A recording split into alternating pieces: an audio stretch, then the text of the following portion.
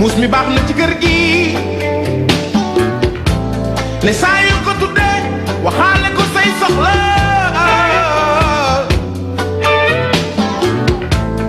gan gi baax na ci gune kër gi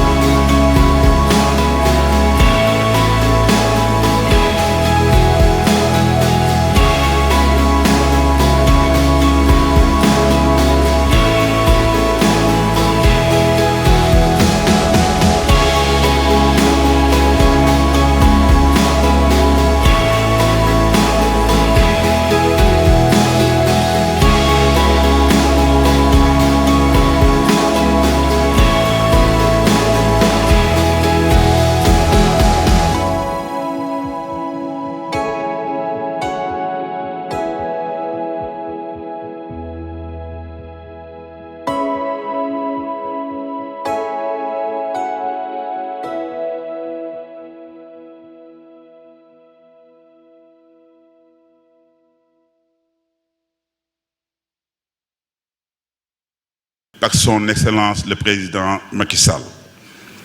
Quand on parle du département de Mbour comme une terre d'opportunité, c'est réel, c'est vrai. Vous prenez les 16 communes du département de Mbour, chaque commune présente en tout cas une opportunité d'investissement dans le domaine de l'habitat. Vous avez le port de Ndayane, qui très bientôt va être inauguré, qui parle de port, parle d'opportunités d'investissement autour de cette infrastructure majeure en termes d'habitat.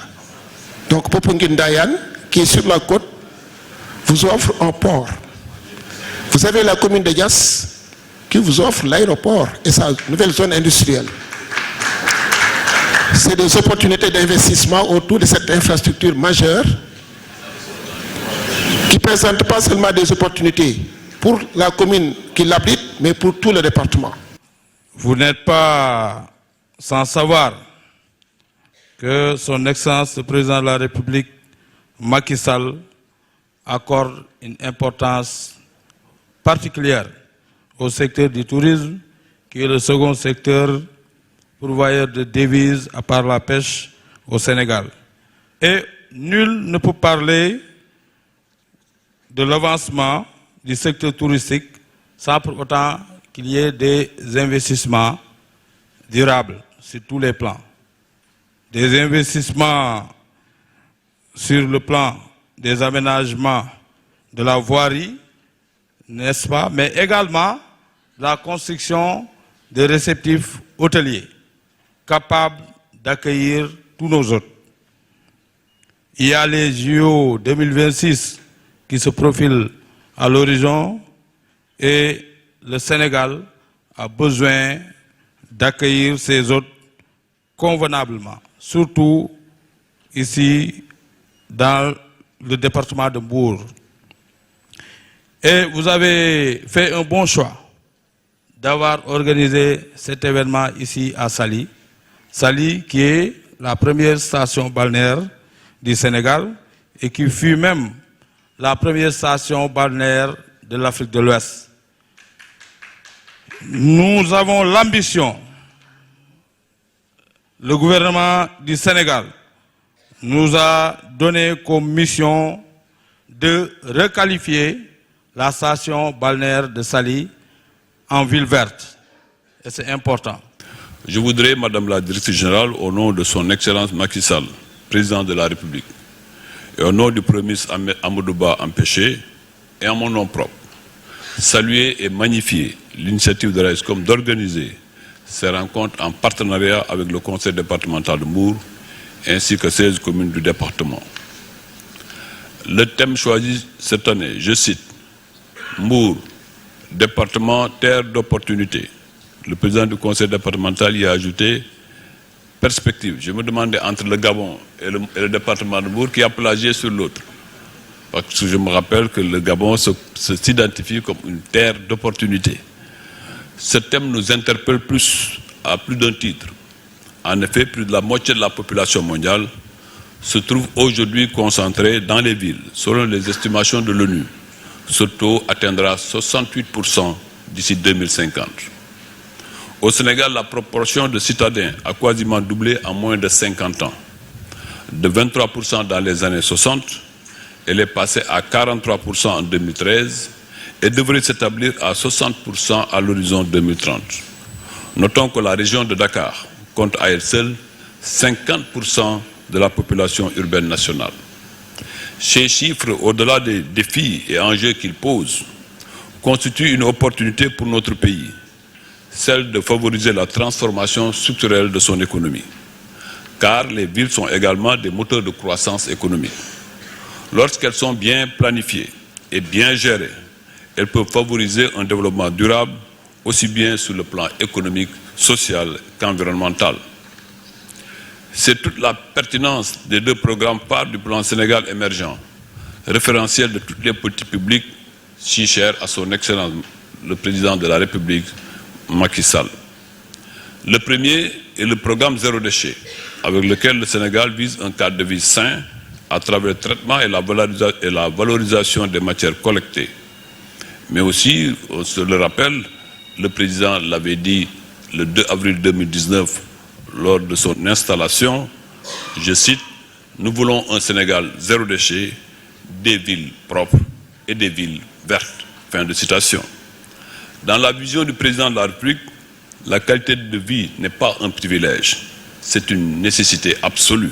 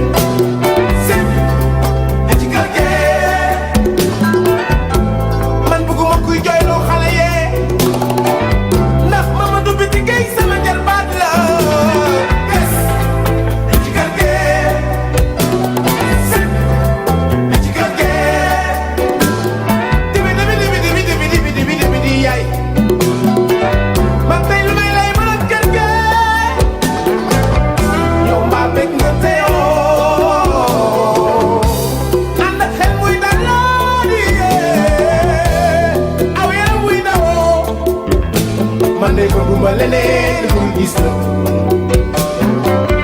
mbaa jàmm nga yendoo yow mbaa teel nga yeewoo mbaa tey bi dem siwuloo ndax yow xam nga ne ki juddu tey daf na la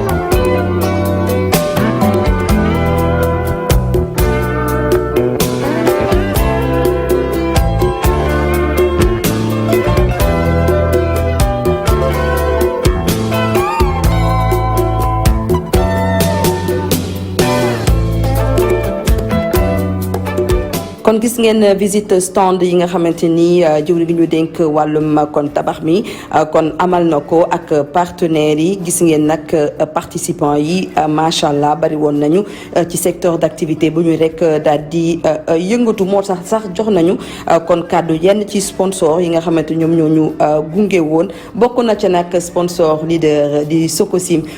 bi nga xamante ni dañ koy faral di wax tout le temps moom moo tabax Sénégal laata indépendance ba léegi nii. Pape Atoumane Diop, Sococim Industrie. Donc, tey dañu ñëw Saly pour participer au Salon de l'Habitat, pour présenter à la population, aux acteurs du bâtiment, nos produits et plus spécialement le CM3. CM3, bi ñu tuddee ciment maritime, ciment bu nga xamante ne bii ça répond aux normes pour la construction au bord de la mer, parce que c'est un ciment bi nga xam ne day résister aux eaux sulfatées, de résister au sel marin, de résister vraiment à toutes les attaques des ions parce que ni ñu ko defarale ni ñu ko mooñale donc parce que ñu nekk dans le secteur du bâtiment c'est important, surtout zone bu ne mel ni Mbour, Saly, tout la littoral ñu war a tabax ci booru géej ou bien fu nga xamante ne bi c'est il y a de l'humidité. Donc ñu xam ne ñun Sococim am nañ qualité produit bu nga xam ne dafay répondre ci norme boobu pour mën a jàppale nit ñi ci investissement yooyu nga xamante ne dañ koy def, parce que ciment de qualité boobu donc dafa am nu muy jaar ba nga war a mën a am type de ciment ba, parce que ciment boo xamante ne yàgg nañ ko defar nag c'est un ciment quand même bi nga xamante ne bi moom la ñu defaree barrage u Manantali ak Jama pour te dire que dafa yàgg, mais tey jii nit bi nga xam ne day dugal xaalisam ci bâtiment dugal ko ci booru géej, investissement lourd, donc war na am information yi nga xamante ne bi moom moo lay permettre déjà kenn mënul wax tabax te waxoo ciment parce que mooy liant bi. Je me présente Mamadou Gueye, directeur général adjoint de Everest Finance. Société la boo xamante ni day yëngu ci wàllu structuration, opération financière de façon très globale. Donc dañuy participer aussi tout ce qui est action d'intervention sur le marché financier, d'accord. Donc ñun aujourd'hui tout ce qui est opération complexe, d'accord, li ñuy wax les opérations d'ingénierie financière, de conseil en ingénierie et de structuration d'opérations financières, c'est ce qu'on fait, loolu la ñuy def ñun mooy suñu activité. Depuis 2019 déjà ñu ngi liggéey ak BHS bokk nañ ci ñi ko jàppale pour mu lever les premiers fonds sur le marché financier. Ñu defoon benn emprunt obligataire bu ñu tuddee Diaspora Bond, levé ci 20 milliards de francs CFA. Ñun bokkoon nañ ci arrangeurs yi ak ñi ko placé. Beneen opération bi ñu ci teg ñun tam ñu ngi ko defoon ak benn groupe, benn promoteur local bu nekk fii au niveau du Sénégal, et ñu arrangé ko benn placement de dizaines de milliards, donc avec des bailleurs privés locaux. Donc ñun dafa mel ni affaire immobilier ak affaire bâtiment ñu ngi ciy def suñu wàll bu baax a baax a baax. D'ailleurs boo seetloo promoteur bi ñu accompagné, son programme c'était 1000 et quelques logements, et mu ngi koy en train di ko dérouler dans les bonnes conditions, et les remboursements se font aussi dans les bonnes conditions. Suñu activité lu tax mu différent ak activité banque yi, c'est-à-dire que ñun on fait tout ce qui est opération complexe, moom la ñuy wax ingénierie financière. Donc tout ce qui est aujourd'hui l'acquisition d'actifs, tout ce qui est aujourd'hui l'investissement en fonds propres, tout ce qui est aujourd'hui les titrisation des créances, tout ce qui est aujourd'hui hypothèque, la sécurisation du foncier, on travaille sur ces types de montage-là. Donc, l'olmo différent aujourd'hui avec les banques, ils font des propositions classiques de dette avec garantie. Donc, nous, on fait tous ces types d'opérations-là sur le marché. Partenariat, nous, parce que certainement, par exemple, il y a beaucoup d'acteurs qui sont là. Et je félicite Dieynaba Seydouba parce qu'elle a fait intervenir plutôt des acteurs dans différentes parties du métier, que ce soit l'administration centrale, les collectivités locales, l'administration fiscale, donc sur lesquels les experts ont développé des produits, ils étaient là depuis 2012 et que beaucoup ne sont pas au courant de ces produits-là. Et c'est des dispositifs fiscaux qui permettent aux bailleurs, en tout cas, et aux investisseurs de profiter de ces régimes-là. Je m'appelle Eliman Sarr, je suis commercial chef de produit à la SICAP SA. Le salon bi yàgg nañu teew quand même ndax je pense que 6 éditions yëpp SICAP participé na si donc duñ si gan. Gis nañ ne quand même occasion la pour ñu mën a wane suñu produit yi ñuy jaay am visibilité donc daal gis nañ ci suñu bopp moo tax chaque édition bu ñëwee ñu ñëw alors participer. Dakar am nañu benn cité fermée SICAP Grand Mbao donc nga xam ne y a toutes les commodités tout à l'égout, les routes intérieures bitumées et cetera donc ay villas lañ fay jaay. 3 types de villas, villa F3, FK, F5 et F6. Am nañ aussi des appartements à SICAP Liberté 3. Donc des appartements de F4, 3 chambres de salon, yu rëy. Donc vraiment une révolution dans le secteur de l'immobilier. Harouna Dieng, contrôleur au centre des services fiscaux de Mbour. Essentiellement ñaari pacte ci suñu liggéey. Benn bi mooy opération sama kayitu kër. Ñu ngi koy présenté ndax opération bu ñu initié le 2022 ak suñu kilifa yu mag yi bi ñu ko initié ñu ngi ci woon mbundu gën a defar gën a ñongal liggéey bi nga xam ne ñu ngi koy def pour defar kayitu kër yi. Parce que tey jii dañuy seetlu ne nit yi dañuy am seen kayitu kër am jafe-jafe loolu am information bi am jafe-jafe loolu it tamit pour mën si am kayit bu dëgër pour mën a yóbbu banque wala mën koo jëfandikoo wala mën a tabax. ci kaw loolu ci lañu initier programme bi wax ni nag léegi DGID day fexe léegi ba ku déposer sa kayit dinañ fexe ba porter la information bi dinañ fexe ba taxawal ñongal service bi ba liggéey bi gaaw ba ñu gën a baral liggéey bi ba ku nekk boo amee sa kayit tey boo ñëwee déposer ko ñu instruire ko ci benn temps bu gàtt 3 mois bu jëm bu maximum 6 mois mën nga am sa bail ba mën a tabax ba mën a dem lebi ji banque. Deuxième pàcc bi ñu doon présenté mooy digitalisation parce que tey jii bu ñu woowee nii di ne leen ñëw leen ñu régulariser leen seen kër ci cadre opération sama kayitu kër ci dëgg-dëgg dina am beneen jafe-jafe bu war a mën a wundu si gannaaw mooy ñëpp bu ñu ñëwandoo dina créer blocage te blocage boobu noonu dina indi kayit yu bëri moo tax nag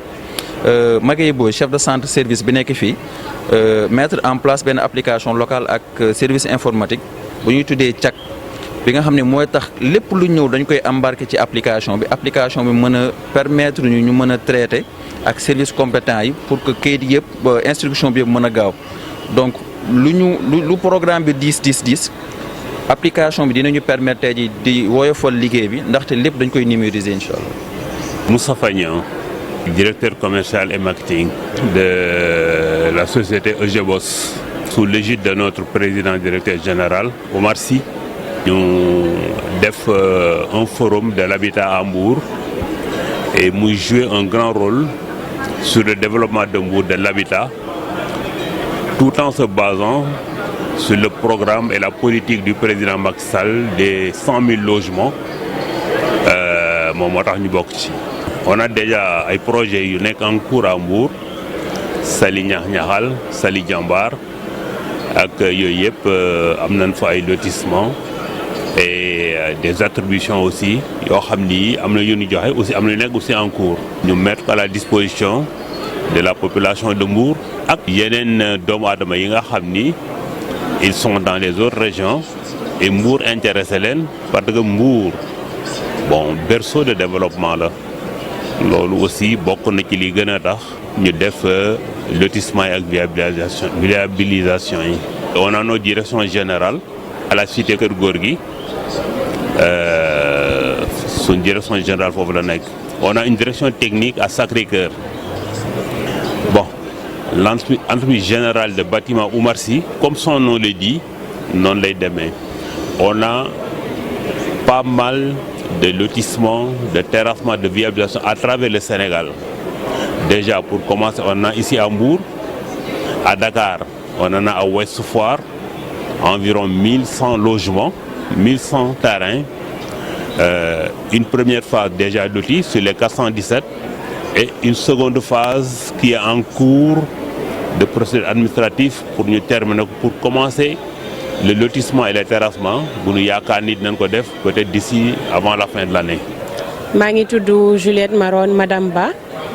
directrice générale bu établissement Maronem service di EMS. Donc ñu ngi gërëm Dieynaba Seydou Ba, directrice su RASCOM, ci initiative bi mu am. Vu l'importance de la Petite Côte ci tourisme bi indi luñ toll ni 6e édition journée de l'habitat ici à Saly. Donc ñu ngi ko ciy gërëm di ko remercier aussi d'avoir fait confiance à EMS et de nous avoir compté parmi ses partenaires. Donc on a beaucoup aimé la journée de l'habitat, vu l'importance qu'elle a, les recherches qu'on a acquis ici, les partenaires qu'on a pu gagner et la collaboration bi ñu am fii nii ci journée bi. Nous sommes plus concentrés sur l'immobilier. Donc nous sommes dans les locations, vente de villas, maisons, terrains, mais immobilier bi la ñu gën a concentré wu jàppale suñu xarit, suñu frères yi, suñu sœurs yi, suñu xarit yi nekk ci diaspora yi nga xam ne dañu bëgg a jënd terrain te amuñu une personne de confiance boo xam ne mën na leen a taxawu. Jëndal leen terrain, defal leen suivi administratif bi ci war, ñun ci loolu la ñu gën a concentré wu.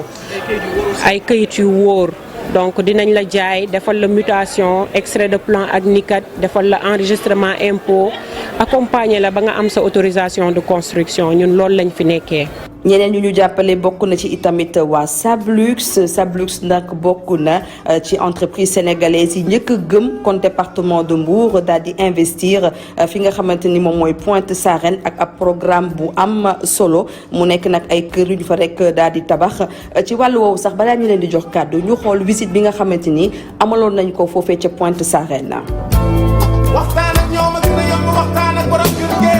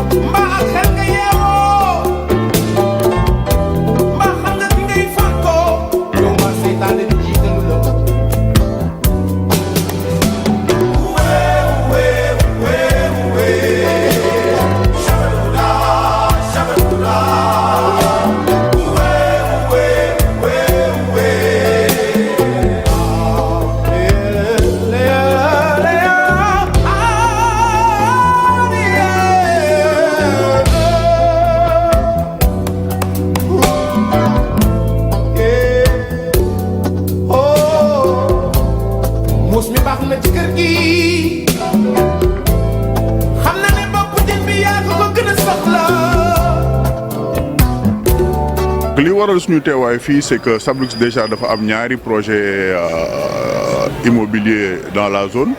plus précisément au niveau de Pointe Sarène mu di ay projet yuy tenir sur plus de 6 hectares ak plus de 80 villas qui sont conçues là-bas. Yéen yi nekk rez-de-chaussée tout simplement, yéen yi nekk rez-de-chaussée plus un étage. Benn bi daanaka ñu ngi toll ci njeexital ba ñu ngi koy waaj a livré. Donc boo xoolee ñaari projets yu nga xamante ni c'est des villas de haut standing qui offrent la possibilité de payer de façon échelonnée,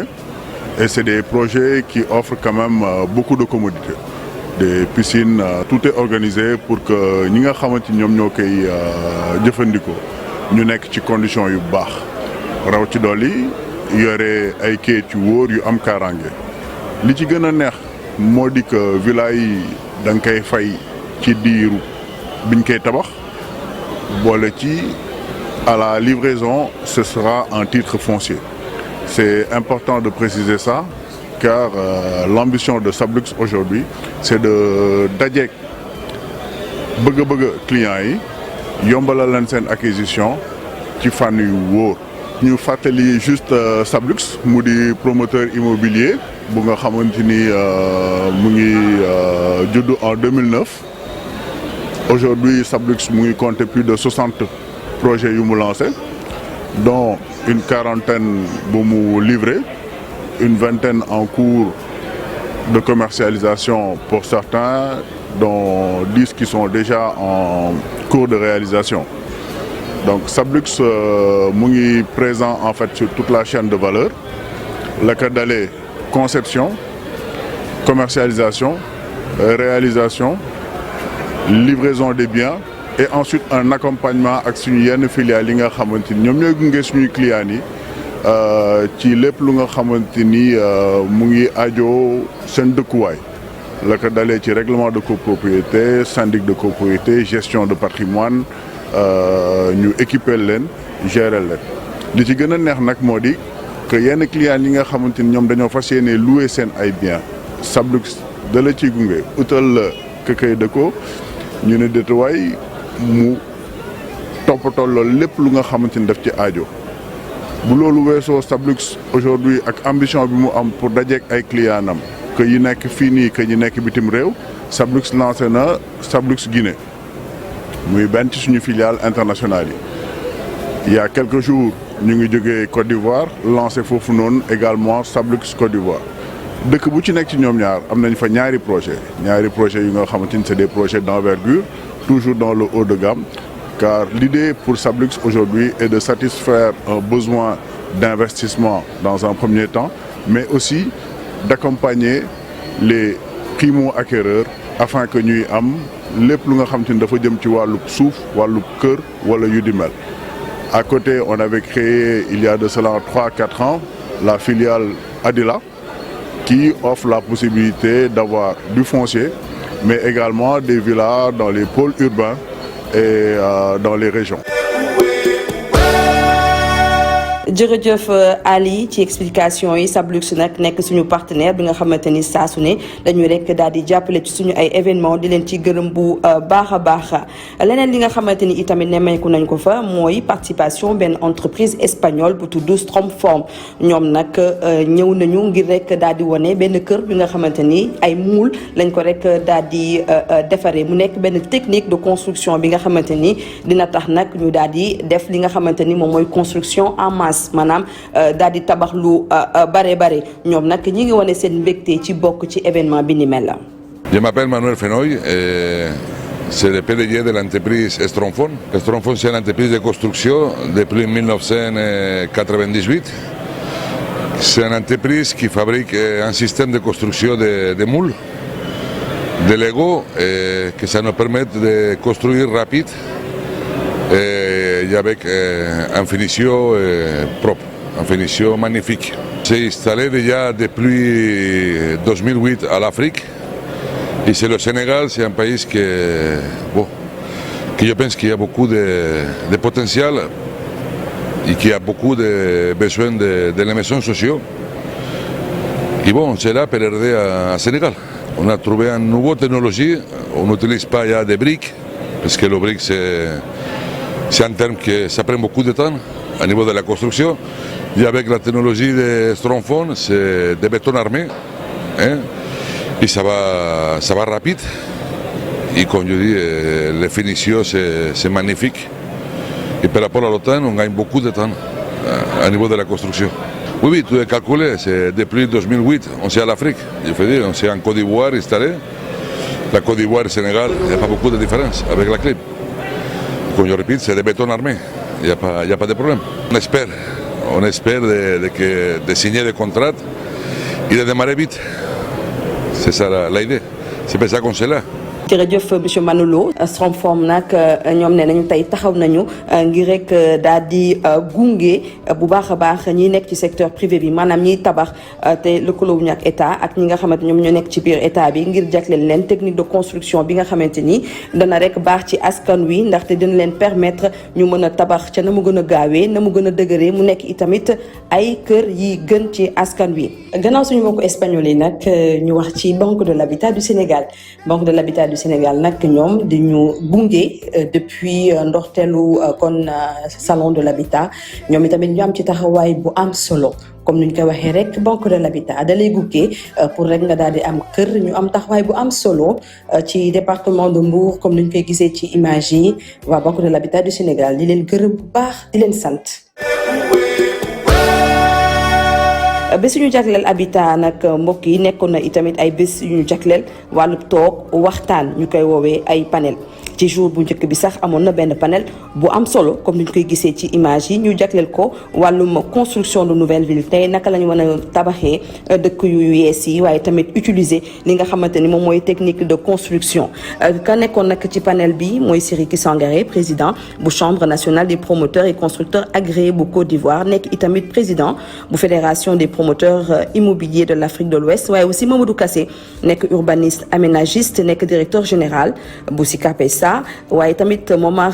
kon Talla Fall di architecte ci cabinet d'architecture AATF atelier d'architecture Talla Fall moom tamit bokkoon na ci panel yi waaye aussi Ousmane Ndaw directeur des investissements et des aménagements touristiques au ministère du tourisme et des loisirs ki doon modéré nag panel bi moom moo nekkoon Amadou Thiam nekk directeur général de l'habitat et de la construction du Sénégal mu nekkoon nag panel bu am solo ñu waxtaanee fa lu jëm ci matériaux de construction waaye aussi daal di génnee lépp lu jëm ci wàllum technique de construction ak naka la ñuy def ngir rek mën a tëral dëkk yi nga xamante ni dëkk wi mu neex lay doon ci àjjuma ji itamit mbokk yi amoon na beneen panel boobu nag ci àjjuma ji ñu waxtaanee lu jëm nag ci Mbour tey jii naka la ñu war a mën a def pour rek lu jëm ci investissement yi mën a nekk ay investissement yu wóor ay investissement yu bakkene loolu nag ci panélistes yi amoon nañu ki nga xamante ni moom mooy Magueye Boye nag moo jiite centre des services fiscaux bu Mbour waaye aussi Maguette Sène moom mooy maire Malicounda bokkoon na aussi ci panélistes yi waa APIX tamit ñu ngi fa woon Mamadou Dione moo leen représenté chef de département des réformes parce que bu ñuy wax wàllum investissement il faut que waa APIX ñëw toog ci weneen wàll nag suñu benn partenaire du Yves Dumont moom nag moom moo jiite Gassim Project Management di benn société bi nga xamante ni dafay rek daal di accompagner investisseurs yi pour ñu mën a rek daal di réussir seen ay kon programme panel boobu nag modérateur bi moo nekkoon Mouhamed Dieye nekk docteur en droit fiscal expert fiscal agréé bokk ci ordre national des experts du Sénégal foofee itamit ñu waxtaanee fa vraiment opportunité yi nga xamante ni am na fa ku ci mel ni Magueye Boye daal di wax lu jëm ci wàllum fiscalité maire Malicounda ñëw ci li nga xamante ni moom mooy opportunité yi fa rek daal di am mu nekkoon nag li nga xamante ni moom mooy kon panel bu am solo. ci àjjuma ji nag ci ngoon ba léegi ci tënk rek mbokk yi ñu amaloon li nga xamante ni moom la ñu duppee apéro panel daal di waxtaan ba pare daal di am lenn lu ñu mos ci wàllum lekk donc loolee nag ñu àndoon ci ak waa Sébékan nag di ab kuréel bi nga xamante ni dafa rek daal di kon tënk homme d'affaires yi ak ñi nga xam ne ñoom ñoo yëngu ci wàllu woowu te ñu nekk kon foofee ca Canada ñu doon waxtaanee opportunité de partenariat dans le secteur de l'immobilier de la construction et des infrastructures entre le Canada le Québec et le Sénégal mu nekkoon nag benn panel bu am solo bi nga xamante ni foofu xam-xam kon génn na fa ci loolu nag mu nekk li nga xamante ni moom mooy relation bi nga xamante ni war na am relation d'affaires bi war a am diggante Canada Québec ak Sénégal ak tamit ñiy bëgg tamit dem foofee kon aussi ca Québec naka la ñu war a mën a def pour rek daal di gën a ñoŋal seen affaire loolu yëpp waxtaan nañ ko ak ki nga xamante ni moom mooy Mame Binta Gueye nekk présidente bu Sébékan yor aussi agence communication bi di ALGB waaye aussi Mamadou Lamine Sarr nekk président bu section immobilier immobilière donc bu ONES nekk expert immobilier bokk aussi ci Sébikane mu nekkoon nag expérience bu am solo bi nga xamante ni dund nañ ko xam li nga xamante ni Québec noonu la ñuy def pour rek daal di gën a mën a dëggal seen ay infrastructure mais aussi lu jëm ci wàllum construction ak yi ni mel mu nekkoon li nga xamante ni lu am solo la ñu xool un peu donc panel yi ak ñi fa nekkoon ñu ñëwaat.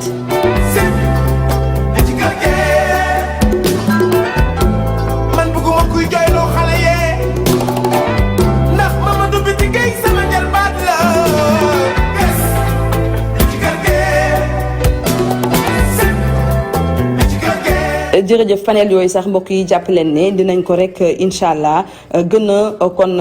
tas si suñu yeneeni émission ngir tëj nag juróom-benneelu édition bu journée de l'habitat foofee ca Mbour benn dîner de gala la ñu amaloon ak Youssou Ndour et le Super Étoile.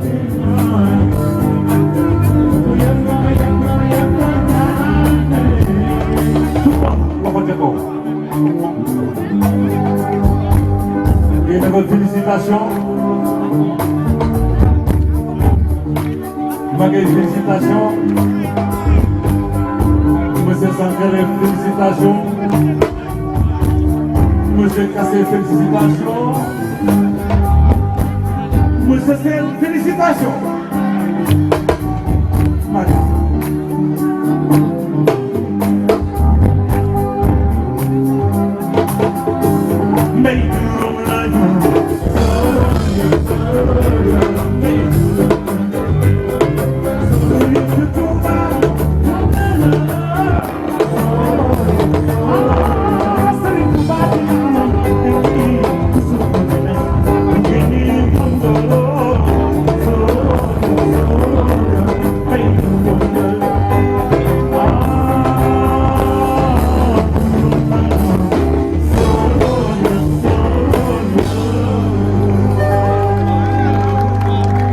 Merci beaucoup. J'ai l'insigne honneur aujourd'hui de représenter le DG de la LONASE à cette manifestation. Et je voudrais vraiment vous adresser ces excuses parce qu'il souhaitait vraiment être présent parmi nous. Mais vous savez, parfois les calendriers sont très serrés et il nous a demandé de venir ici le représenter. Mais il nous a chargé également de remercier vivement les organisateurs de cette manifestation, de cette activité. Notamment notre sœur Dieynaba Seydou Ba, qui n'a ménagé aucun effort pour réussir vraiment une telle activité qui est très importante, je dois dire, pour le développement économique et social de notre pays. Monsieur le ministre, par ma voix, réaffirme toute sa fierté pour Madame Dieynaba Seydou, votre parcours exceptionnel et aussi la belle trajectoire prise dans le sous-secteur de l'immobilier et de l'habitat en général. Donc autant l'exposition, d'ailleurs à laquelle la SICAP et les promoteurs immobiliers ici ont participé, donc autant l'exposition que les panels ont été de très belles réussites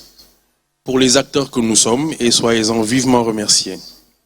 Soyez également assurés que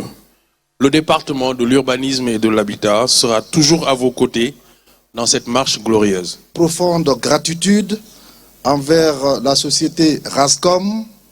pour l'organisation exceptionnelle de la 6e édition du Salon de l'Habitat à Saly, au Sénégal.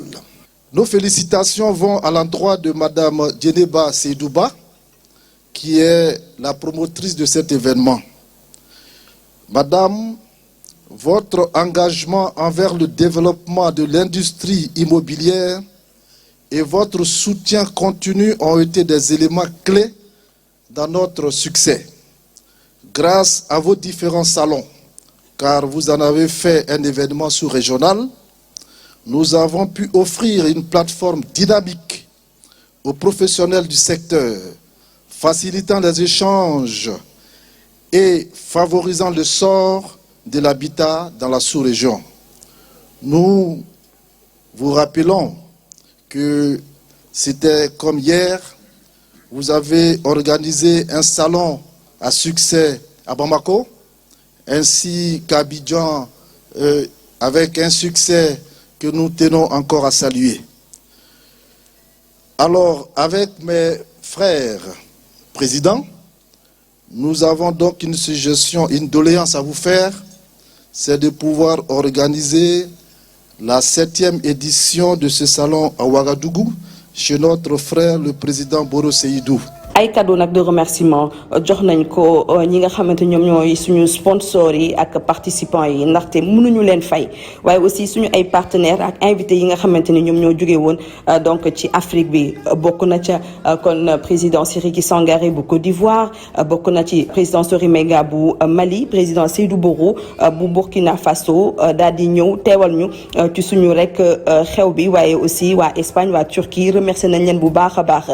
remercier aussi waa département bu Mbour conseil départemental bi ak aussi fukk ak juróom benni maire yu fa rek daal di nekk waaye nag dañ ciy seppi maire Saly ndaxte moom moo ñu doon dalal waaye aussi maire Malicounda bi nga xamante ni ci ñetti fan yi nga xamante ni ñi nga woon foofee ca Saly teew na vraiment ngir jox ñu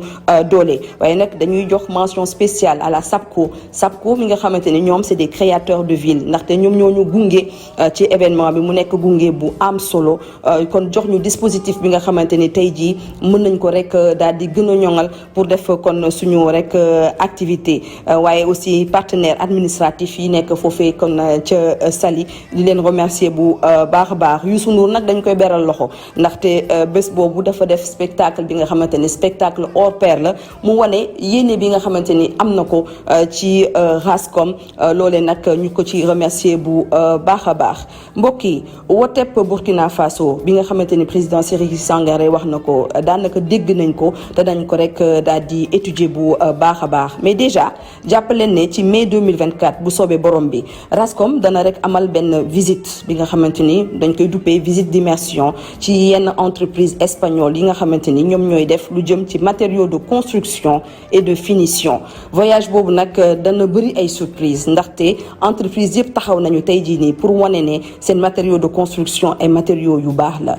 donc incha allah du 5 au 11 mai lay nekk 2024 bu ñu fi yàlla bàyyee loolee nag incha allah danañ ci gën a kon ñëw ak suñu ay partenaires dañuy jeexale nag en beauté ak image yu soirée bi neexoon na loolu macha allah te ñëpp d'accord nañu ne kon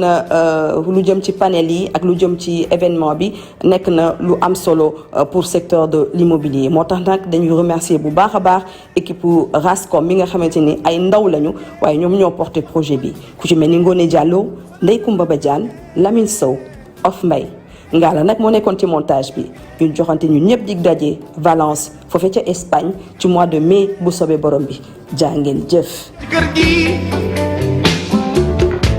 ne saa yoo ko dàqee wax ci say soxla